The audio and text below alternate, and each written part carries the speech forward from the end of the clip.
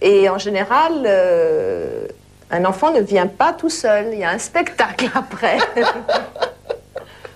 Tu me dis que le Palais des Sports, c'est le spectacle où tu te sens le mieux. Enfin, oui. Tu aimes la scène. Oui. Ça reste mon spectacle préféré. Et tu restes un mois, quand même. Avec le dernier, 6 semaines.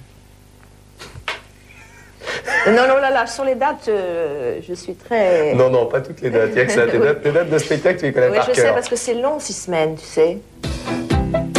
Et le feeling prit la raison.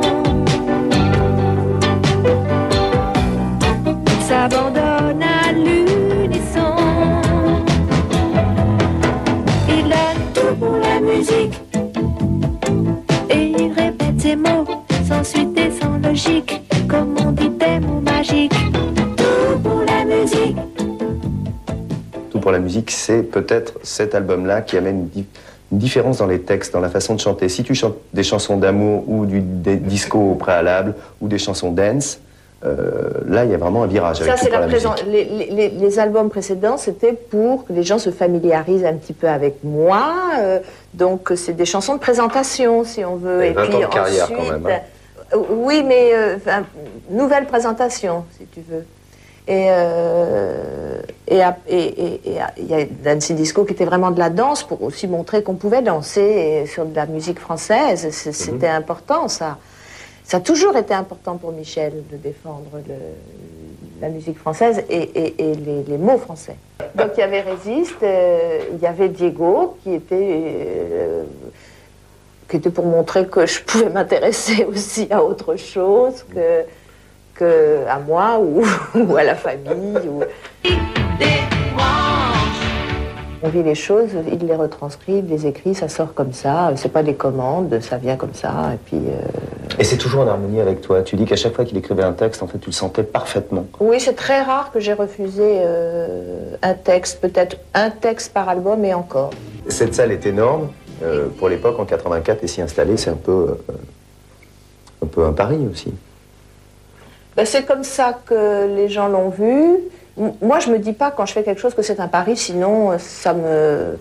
Moi, je veux que les choses soient simples et faciles. Donc, j'avais fait le Palais des Sports, je fais les Zénith. Bon, c'est une salle un peu plus grande, peut-être 2000 places de plus ou 1500 places de plus. C'est pas un très très grand changement. Là, je vais faire Bercy. Oui, d'accord, oui. Bon, c'est beaucoup plus grand, mais quand on chante devant 4000 personnes, on peut chanter devant 10 000 personnes. Agrémenter ta vie, c'est quoi? C'est une touche magique, ça, les années 80, ça a été exceptionnel. J'ai toujours voulu tout avoir. D'ailleurs... Comment on fait? Dis-nous tout. Michel, elle m'avait écrit une chanson qui s'appelait « Je veux tout, puisque j'ai si peu de temps ». Et c'est vrai que j'ai toujours voulu tout avoir. Et ce qui est extraordinaire, c'est que je l'ai eu. Dit-elle avec beaucoup d'humilité. C'est que je l'ai eu, c'est vrai. Si, mais moi je trouvais que c'était formidable de réussir, d'avoir une vie de famille dans ce métier. C'est très rare, ça se compte sur un. Il est vrai. Et d'arriver à avoir une famille, et une vie normale d'une certaine manière, avec des enfants qu'on élève normalement, de façon traditionnelle. Et en même temps de faire un métier si particulier et si différent. Donc d'arriver à faire tout ça, que ça soit facile. Tu décides, à ton habitude, de partir un petit peu visiter notre belle planète, le monde. Un petit peu parce que tu aimes bien les voyages. Et c'est là qu'en fait, en 85, vous allez créer Action École avec Michel Berger, Daniel Balavoine, Lionel Rodcage, France Gall. Vous créez Action École, mais je crois qu'en fait Action École... Richard Berry. Et Richard Berry. Oh là là. Ouais. Oui, pas d'histoire avec les copains. Pas d'histoire avec les potes, non. Je crois que c'est venu du concert de Wembley où vous étiez parti en 85, en été 85. Oui, Band-Aid. Et Lionel Rodcage a décidé de créer Action École en France.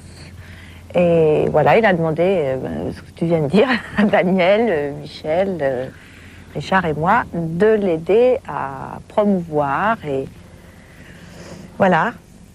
On peut dire que ça va aussi dans la vague des grandes œuvres humanitaires et des grandes œuvres caritatives des années 80. Mais... C'était pour changer les mentalités. Donc, comme on voyait qu'on n'y arrivait pas avec les politiciens, on s'est dit on va demander aux enfants de faire quelque chose. C'était aussi une façon de changer les mentalités, de leur faire comprendre et de leur faire prendre conscience de ce qui se passait ailleurs qu'en France.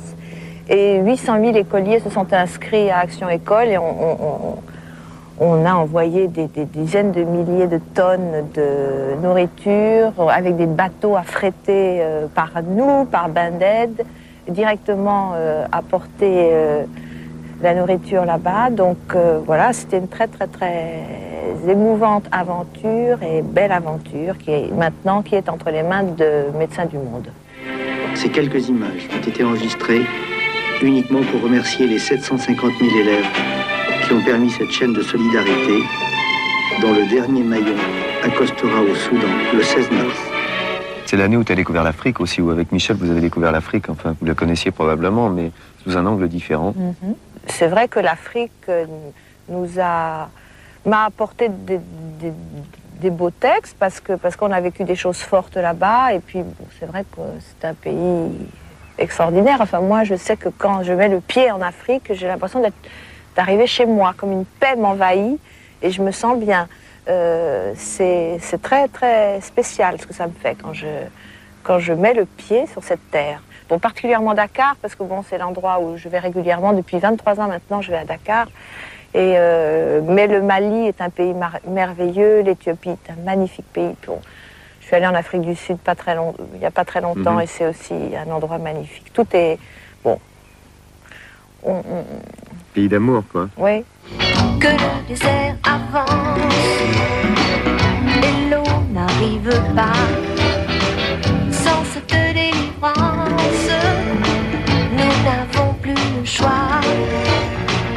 Dès que la nuit tombe sur cette affreuse urgence et que c'est sur nous tombe que le désert avance. Il y a un album qui va arriver qui va s'appeler Babacar, qui est effectivement Impression d'Afrique, on pourrait dire, enfin sur le thème et sur le titre générique de cet album. Cela dit, entre-temps, il y a une rupture en 86, la perte d'un ami très proche pour vous. C'est Daniel qui disparaîtra au cours du Paris-Dakar 86. Et là aussi, rupture. Et puis impression de Daniel également sur l'album Babacar. Enfin. Bien sûr, ça fait pas. Empreint de la vie, un quoi, album, c'est ça. oui, un album, c'est les choses de la vie. Enfin, c'est ça qui est, moi, que je trouve intéressant. On ne peut pas parler des choses qui ne vous touchent pas ou qui ne vous concernent pas, ou alors ça ne sert pas à grand-chose. Au moins que ça vous serve aussi à vous, à sortir des choses, à dire des choses. Évidemment,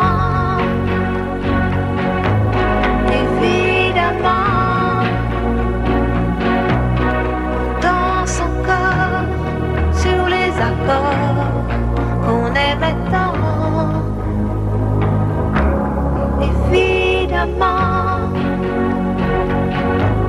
Évidemment, on rit encore pour des bêtises comme des enfants, mais pas comme avant. Moi, je sais pas, j'ai l'impression que c'est comme si c'est moi qui écrivais. Or, je n'écris pas. C'est toujours Michel qui écrit, mais quand je rentrais d'un voyage, par exemple pour Babacar, bon, j'étais partie avec Action École et pas lui à Dakar, en Afrique, même dans la brousse. Et puis bon, j'avais rencontré ce bébé et puis bon, je lui avais raconté cette histoire. Comme je racontais mes voyages, les choses que je faisais. Et 6 mois après, il avait écrit ce texte et puis ça m'avait beaucoup touchée. Je l'avais fait, mais ça c'est l'histoire de ma vie. Quand je marche dans ma vie, j'ai des moments qui défilent de ton pays d'ailleurs où tu meurs.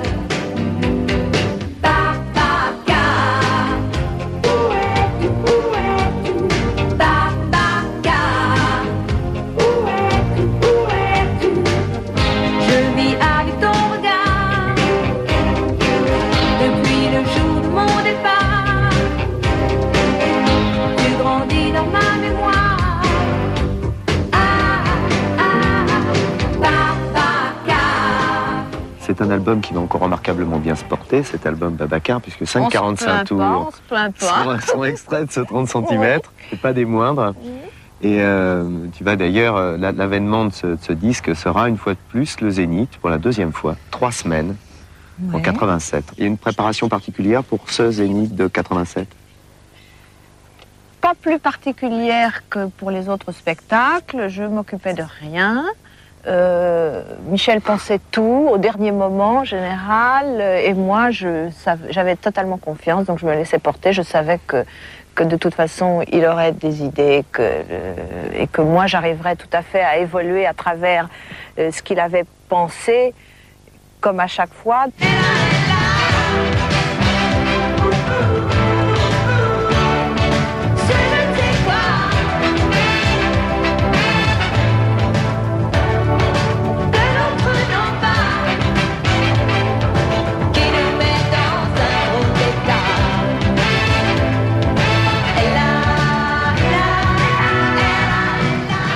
Moi, j'ai trouvé que c'était un spectacle très complet parce que justement, il y avait ces Africains et ces Américains et les Français, et qu'on a fait de la musique comme ça, les trois continents se retrouvaient sur une scène pour faire la musique de Michel et ma musique. Alors moi, j'ai trouvé que c'était un très beau cadeau et que c'était bien de s'arrêter là-dessus.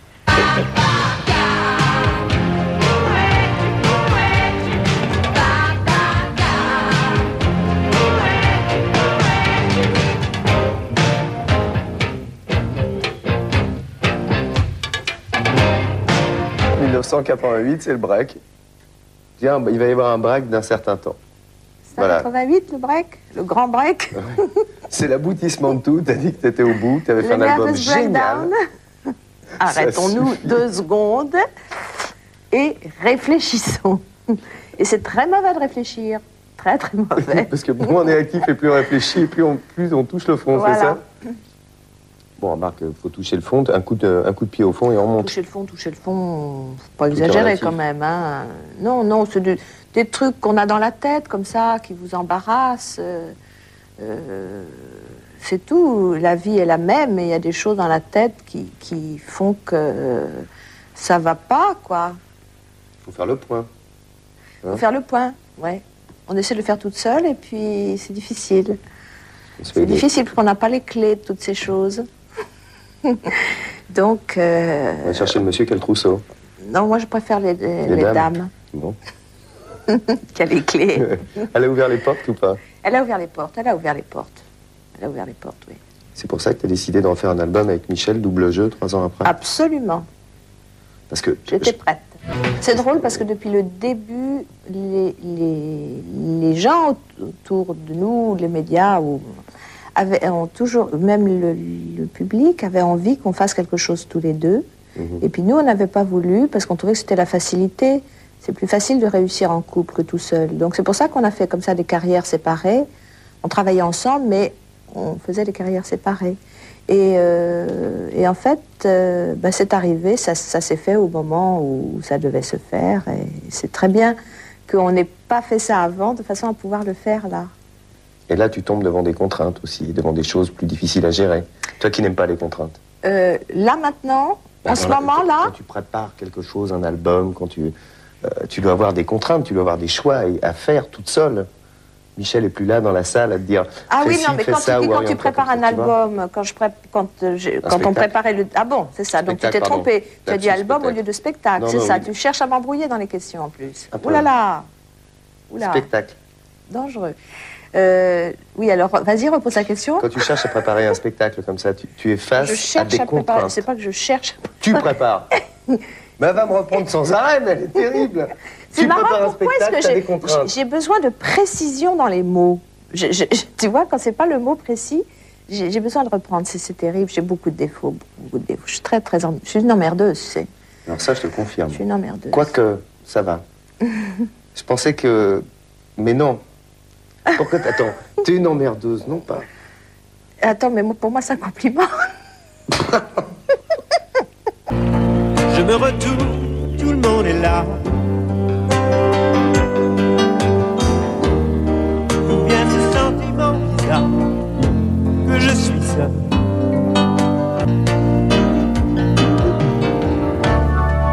De mon village capital, où l'air chaud peut être glacial,